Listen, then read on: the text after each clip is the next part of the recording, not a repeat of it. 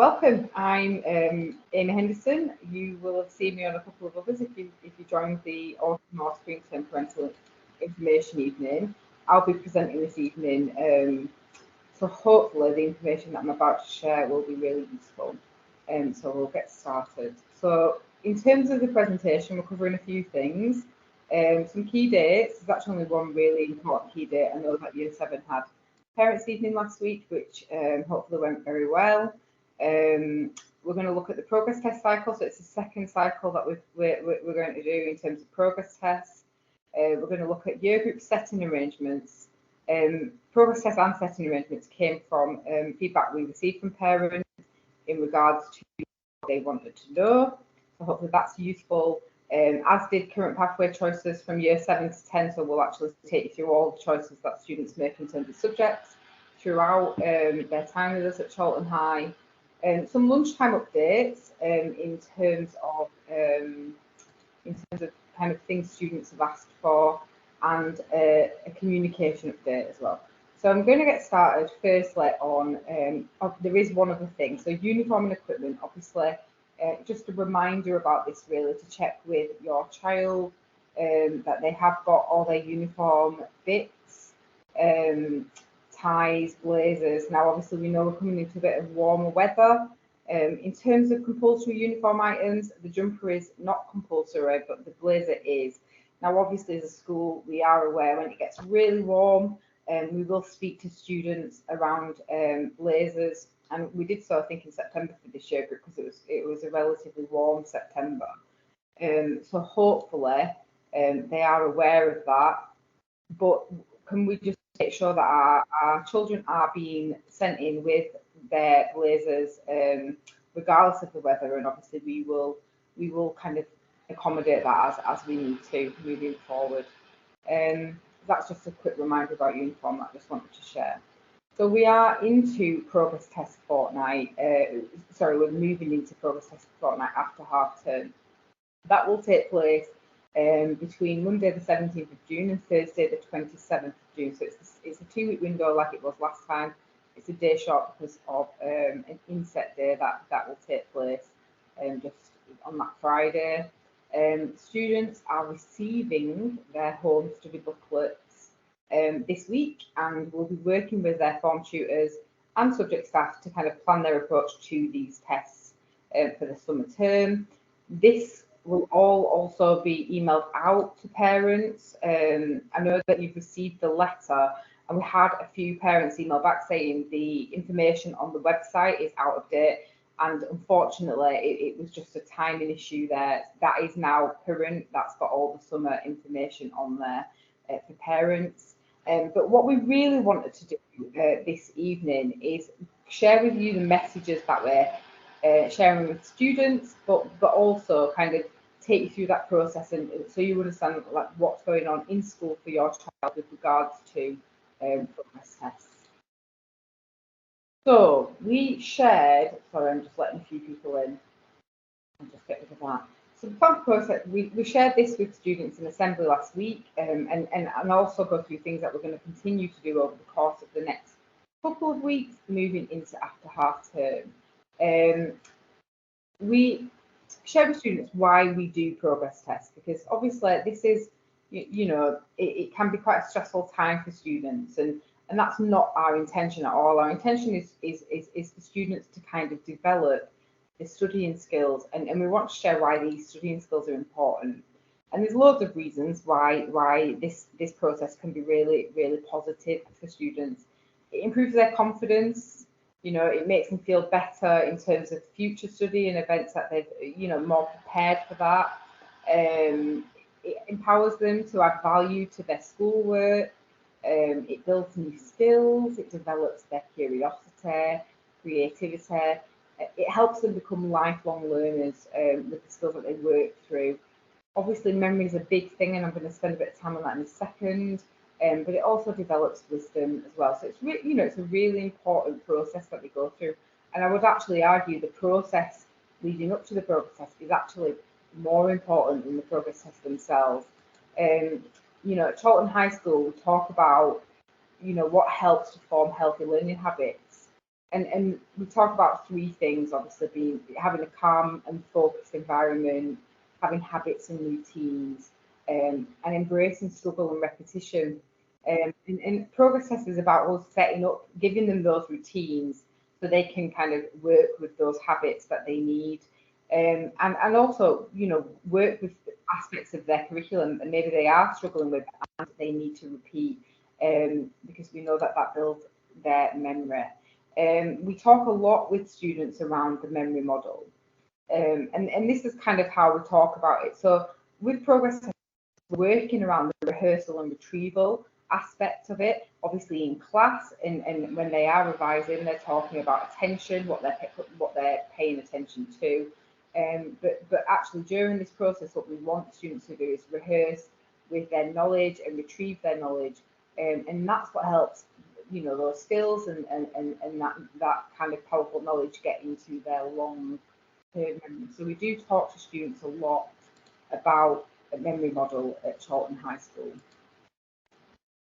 Students also have been reminded about the revision habit that they previously worked on and introduced to a new one that they'll focus on for this round of progress tests.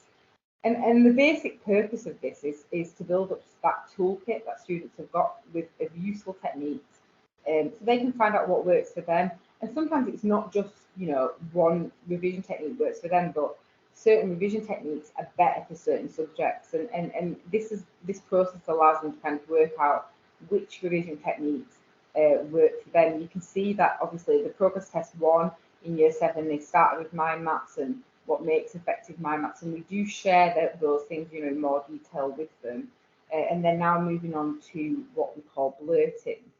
That is all also available on the website as well if you want to check that out. But in terms of how that moves forward, you can see it moves into year 8, 9 and 10, and we build up those that revision toolkit, and also go back and reflect, because that's also a really important skill on the other revision skills that they'll have already worked on. So as they move through year 7, 8, 9 and 10, they are building up that revision toolkit to support them as they move into year 11.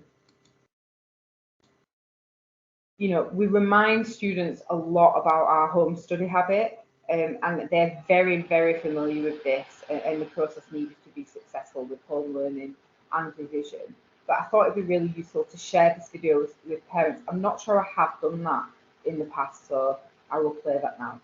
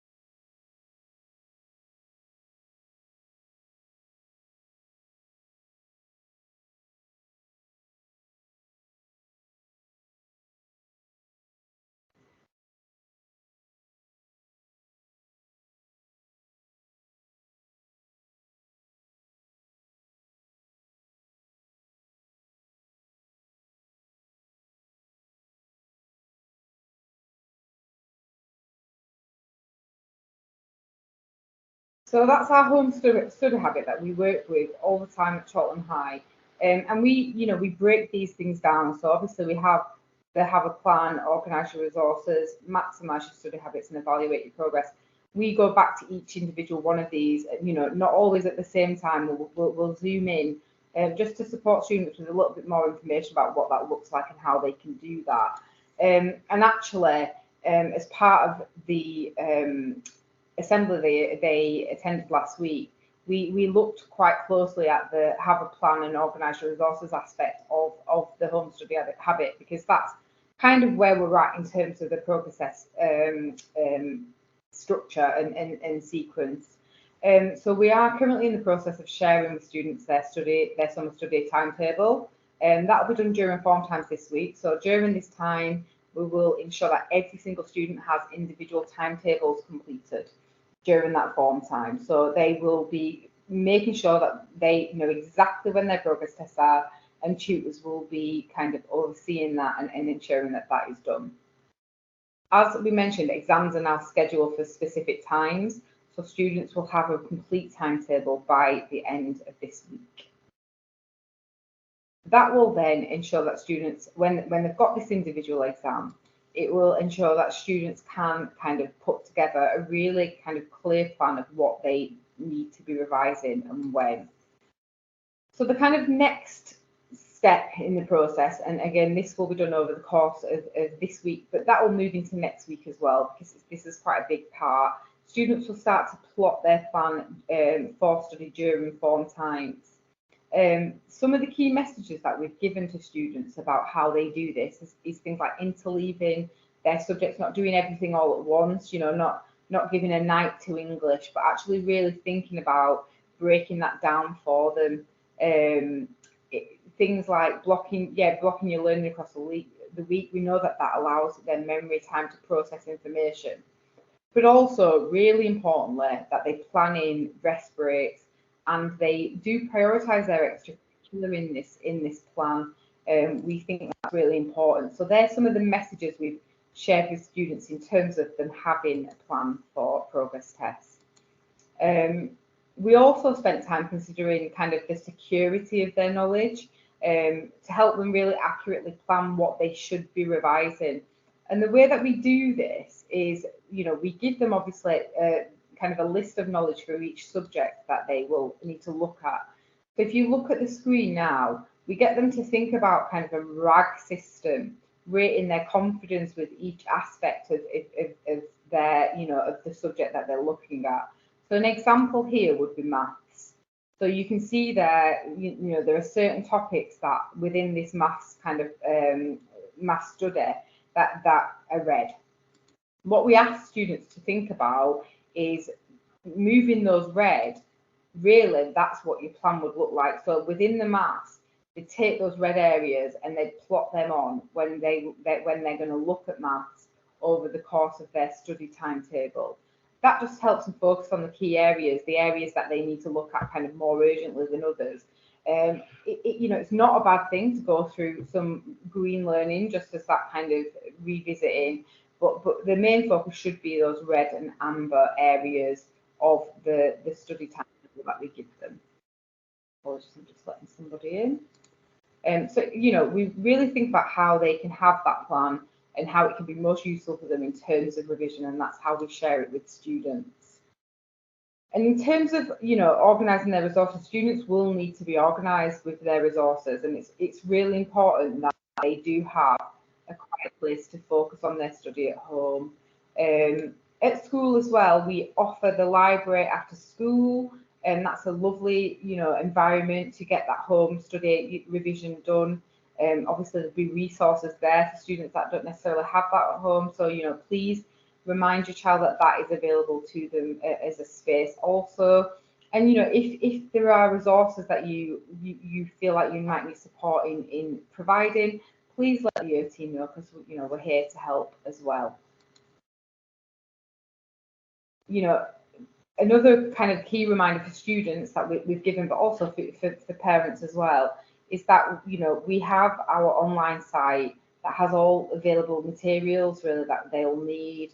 The student intranet site will have all the knowledge organisers to support the revision for each subject. Now, this can be accessed on a tab on their Microsoft Teams page. It can through the year team page, and you can also find it through the website as well. So you can go through kind of two ways to the intranet, but it's, you know, it's a wealth of resources. It's got all of the study booklets on there also, if, you know, if students were to lose the ones that they've already got. as well as the knowledge organizer. So you can go through Teams for that, or you can go through the web page, the Charlton High web page for that. If you go to students progress tests, that's where you'll find that information. That's just kind of showing you what that looks like, but what's available. So you've got all of their study planners, and then if you click through to year 7 for this year group, that's where you'll find their knowledge organisers for this round of progress tests. In terms of supporting your child with home learning, we use the Scholar Habit of home study to support students in developing highly effective study habits. Following these study habits will support them in remembering knowledge in their long-term memory and achieving success in their progress tests. We've created a guide that I think was sent out with the letter. I will check that. I'm pretty sure it was attached to the letter, that helps you to help them really through this process. I also want to stress though that we do want this to be student-led revision. Your role in this is not to feel like you're revising too. That's really important. And actually, if that is how you're feeling, then do chat with us, because we need to work on students being kind of the leader of this. So students obviously have revision lists for each of their subjects with knowledge and vocabulary, that they need to learn to be successful. Please do feel free to go through this with them and identify key topics they find difficult. This will focus their revision. But then it's up to them to kind of complete that revision importantly. We demonstrate how to plan study time at home using interleaving and space practice to support their long-term memory. You can help your child to plan out their home study time using their timetable if you feel like that's something that might support them. In terms of organising resources, their exercise book in each subject is their best learning resource in terms of revision. But we do also publish knowledge organisers that set out key knowledge to be remembered in each subject. Please speak to your child about their resources. Have they got what they need to study effectively at home? And if they haven't, how can we support there? In terms of maximising study habits, students are shown research-based techniques for effective revision. Like I said, last time, the last round of progress test, year 7 focused on mind maps. This time it's blurting. All of these techniques are modelled on our school website. Feel free to prompt your child to use these techniques and show you examples of their revision using them techniques at home. And finally, evaluating progress. Self-testing is a really crucial part of effective home study, and this is really how students know if they've got it. This can be done through cover and check, or getting you to ask them questions, maybe using their mind maps, taking information from that. Even with their peers, that we find that really powerful, and they'll do some of that within form time as well over the next couple of weeks. What we do is we have a really clear process that we kind of go through. So over the next few weeks, they'll start to do some of that kind of check-in, cover and check-in with their peers, because students should keep checking their progress against their plan. You obviously can help them and support them by self-testing them, asking them questions each evening on what they've been revising, and just talking to them about what areas they've struggled with and how they can revisit it. It's really important, and we say this to students all the time, it's really important to struggle. That's when we learn best, to be honest. So actually, being open about that is really positive. It's a really positive way to learn. If something's too easy, actually, they're not pushing themselves as much as we would like them to. So that's progress test. Like I say, we take them through this step by step within the school.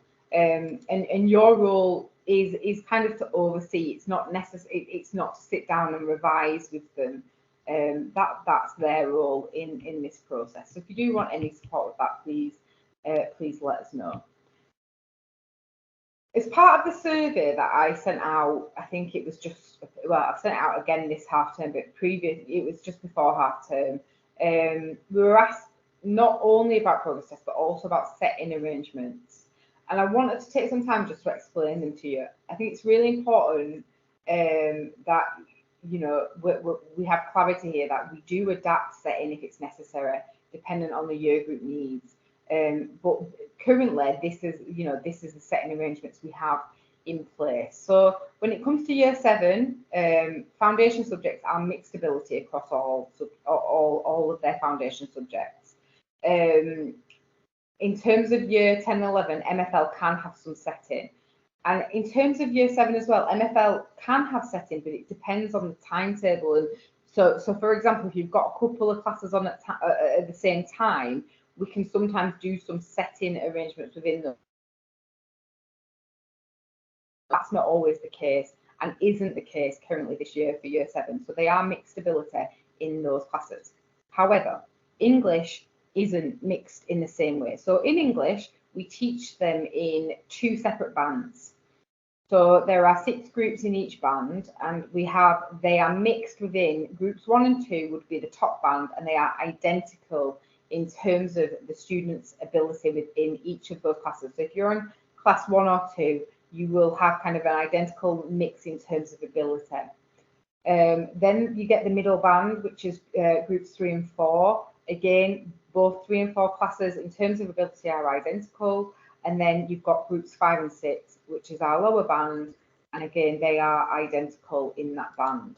And that's across both sides of year 7 in terms of, you know, we teach them in two sides.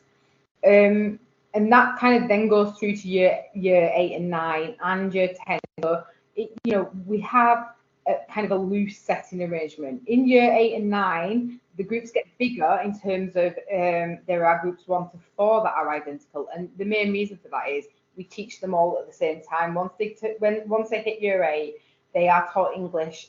You know, all of year 8 will be taught English at the same time. So obviously we make sure that the top 4 groups are our top band, and they will be taught kind of in terms of identical ability across each of those classes. That's English. Maths is very similar, however, there are more groups within the maths band. So you've got groups 1 to 3, which are the top band, and they are, in terms of ability, the same. So if you're in groups 1, 2, or 3, you're in the top band. And there is no difference between that group. Just because your group says 1, it doesn't mean you're any higher than group 3, because, you know, you're not in the way that we set in maths. Then you've got groups 4 and 5, which are our middle band in maths. Again, they're the same ability in terms of each class. Group 4 and 5 are exactly the same in terms of their ability. And then we have our lower band in maths, which is group 6. And the reason that the lower band in maths is kind of smaller in terms of numbers is because, you know, when it comes to kind of our low ability in maths, they do require something quite different, and that's why maths have taken kind of that approach when it comes to the lower band. In science, in year 7, they teach science in mixed ability classes. Usually in form classes they teach science, and the main reason for this is a bit of a transitional thing, you know, in terms of, you know, they're with their form a little bit during that time. They do then mix them up in terms of ability as progress tests have taken place, and then that then does change into year 8, where they will stream from 1 to 11. So science set very differently, so they don't have like groups 1 to 3 identical. They do stream from 1 being the top set to 2, and as you go down. So that's how science is set. Again, as they move through to Key Stage 4, that's really important for science, because our top bands will do triple, and that's not always our top 4 classes. It can be our top 3 classes. It could be our top 5 classes. It really depends on the ability of the year group, and that varies year group to year group. So in terms of setting, we're not kind of rigid in how we set, and that's because we really consider the year group in front of us, and it's very much about what's best for them in terms of making sure they make maximum progress, and you know, it's the right kind of setup for that year group. So that's setting. We were also asked about pathway choices as part of the survey, and I apologise actually, because I feel like maybe the language choice came as a shock to some parents, and that was not our intention, and we should have been a little bit more maybe open and honest about that. I think it was an oversight on our part in terms of, you know, it's something we've always done, but not necessarily it's something we've talked about earlier than this point. So I want to really apologise for that, because we should have let you know earlier. But year 7 will only make one choice, and it's their language choice. So year 7 into 8 will pick between Spanish and French, and they'll kind of focus on one or other language. However, there is an option for them to choose both, and the only difference between it is if they choose both, they'll do 1 hour of Spanish and 1 hour of French. However, if they choose one, they'll do both hours of the one language. So that's the difference. But if you've got, you know, a budding foreign language speaker that kind of wants, you know, to keep the doors open on both languages, that choice is available to them. Now, obviously, from a kind of school perspective, running a school perspective, we do have to consider numbers there. You know, we do need to be able to create a full class out of the option where they choose both. But we, you know, we'll be open and honest about that throughout the process. They're currently doing that. We've had a lot of students already made their choice. So, you know, I know that that's well underway in terms of their choices for Spanish and French. And I wanted to share kind of moving forward, just kind of with a bit of insight into what that then turns into in terms of pathway choices. So year 8 into 9, they'll make another choice, and it's what we call the art elective. Students will be given an option to focus on a specific art subject of their choice. And, you know, there's a pool of art subjects within that choice. They will still obviously complete the other subjects as part of their timetable. That will, you know, they'll still do the whole curriculum. But what will happen is their art elective, they'll be given more curriculum time in that particular art choice. You know, that's just for them to kind of really flourish in those areas where they want, you know, they want to focus in on. And then moving from year 9 to 10, they will make their option choices for GCSE. So that's kind of the pathway choices from year 7 to 10 that students make. And an important point, because I've been speaking to a few year 8s about this, because they're currently choosing their art elective.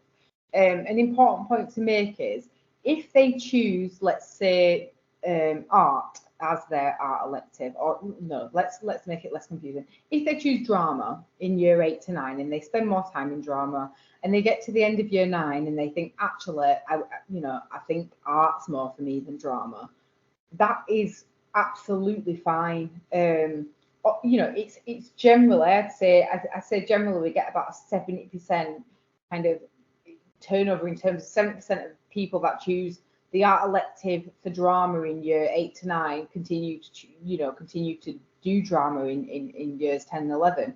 But it's not an absolute must, and I think that's a really important point that I've had a few conversations with year 8s, and I just wanted to make that point. It can be changed. It's not kind of you make your choice in year 8 and you're stuck with it. You can change it. It's not a problem. Another thing that was mentioned in the surveys was lunch choices. And I just wanted to share some of the food choices, you know, some of the changes that we've made actually in terms of discussions with students. So students asked for certain things. We did a have your say day on kind of lunch and lunch choices and what they want, you know, to see in terms of improvements. And they asked for certain things. So they asked if they could have more pasta and sauces available as part of their choice. They asked for more curries available. They seem to like them. They wanted a roast dinner day. They like the special themed days that we do every Thursday, and they also liked fish Fridays. So we've adapted the menu.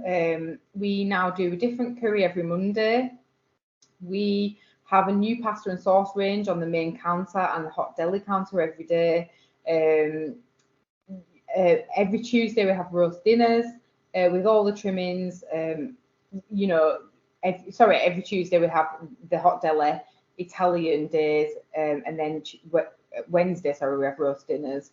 And then on Thursday we have destination days, so it's like a special memory for different countries each week. The Mexican one was very popular. They've been asking for that one again, so I'm sure that'll come up soon. And then we do fish and wedges on Fridays. So we have made some changes to our menu just to support students really who asked to have a bit more of a say in what was being served. So in terms of the menu choices, there is a lot of choice, and students get to make it independently. And I know that's very different to some primary schools. Some primary schools, they still make it independently, but parents can kind of choose what their child eats. But those choices are there. So that's kind of like the hot dinners. But then obviously we do have a sandwich counter where they can ask for, say they want a ham sandwich. They can then get additional salad that they can pick what they want on it. So it's not pre-prepared salad. You can get the ham sandwich and then they'll say what salad you want from the salad bar, and they get to pick which salad they would want in there. And then we have the other offers as well as part of that. So there's quite a large range of choice in terms of the menu, but they was just some of the changes that students were asking for that we've made. Communication, a small group of parents highlighted communication as kind of not being clear in terms of what that looked like from the survey, and I just really wanted an opportunity to share kind of different ways that we communicate. So, you know, we have our transitional events that happen routinely. We have our parents' evening, which I know lots of parents attended last week.